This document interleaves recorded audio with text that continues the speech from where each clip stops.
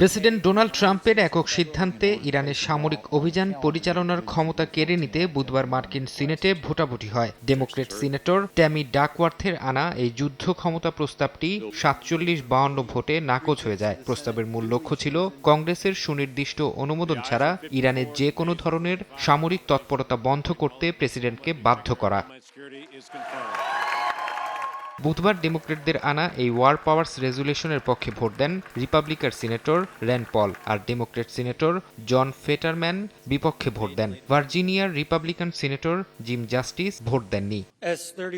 রিপাবলিকানদের বড় অংশ ট্রাম্পকে সমর্থন দিলেও ১৯৭৩ সালের ওয়ার পাওয়ার্স রেজুলেশন অনুযায়ী ৬০ দিনের সময়সীমা নিয়ে দলে অস্বস্তি বাড়ছে। নিয়ম অনুযায়ী কংগ্রেসের অনুমোদন ছাড়া প্রেসিডেন্ট মাত্র ৬০ দিন পর্যন্ত কোনো দেশের সঙ্গে যুদ্ধ চালানো বা সামরিক বাহিনী মোতায়েন রাখতে পারেন। রিপাবলিকান সিনেটর জন কার্টিস সাফ জানিয়েছেন, মার্কিন স্বার্থ রক্ষায় তিনি প্রেসিডেন্টকে সমর্থন করলেও ৬০ দিনের বেশি বিনা অনুমোদনে এই যুদ্ধ চালিয়ে যাওয়ার পক্ষে তিনি নন।